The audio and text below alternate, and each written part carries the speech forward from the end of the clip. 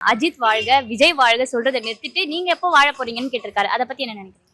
என்ன நினைக்கிறது அப்படின்னா, ஆக்சுவலி அவரு என்ஜாய்மெண்ட் பண்றாரு. பட் நான் அவரை வச்சு நம்மளும் கொஞ்சம் என்ஜாய்மெண்ட் பண்ணணும்னு நினைக்கிறோம். பட் அதுல எல்லாத்துக்குமே தடையை போடுறாரு. தலைக்குன்னு சொன்னா அதுக்கு ஒரு தடை போட்டாரு, கடவுள்னு சொன்னா அதுக்கு ஒரு தடையை போட்டாரு. எல்லாத்துக்கும் அவர் போட்டே போறாரு. பட் என்னன்னா அவரோட பாயிண்ட் ஆஃப் வியூல இருந்து அது கரெக்ட் தானே. இப்போ நீங்க எனக்காக சொல்றீங்க, அவருக்காக சொல்றீங்க, நீங்க எப்போ உங்களுக்காக சொல்ல போனா அவ்வளவுதான். இப்போ நமக்கு அது ஒரு என்டர்டைன்மெண்டா அதை வச்சுக்கணும். மூவிஸோ இல்ல செலிபிரிட்டிஸோ அவங்கள பார்க்க நம்ம ஒரு என்டர்டைன்மெண்ட் மாதிரி வச்சுக்கிட்டா ஓகே.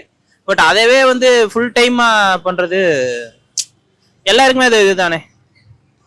ஆனா இவ்ளோ வருஷத்துக்கு இல்லாம இப்ப அந்த ரேசிங்ல ஜெயிச்சதுனால அந்த இன்டர்வியூல கொடுத்திருக்காரு. ஏன் அது நம்ம இதுலயே கொடுத்திருந்தா கூட ஓரளவுக்கு மக்களுக்கு ரீச் ஆயிருக்குமே. சரி, அப்படி இல்ல. இப்போ அங்கங்கும் போது வேர்ல்டு வைடு அது ஸ்ப்ரெட் ஆகுது இல்லையா.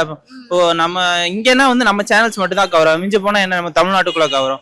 அங்கங்கும் போது நமக்கு நேஷனல் லெவலில் ஆக்சுவலி அவர் ஒரு தமிழ்லன்னு நான் போய் அவர் ஒன்றும் பார்ட்டிசிபேட் பண்ணல இல்லையா.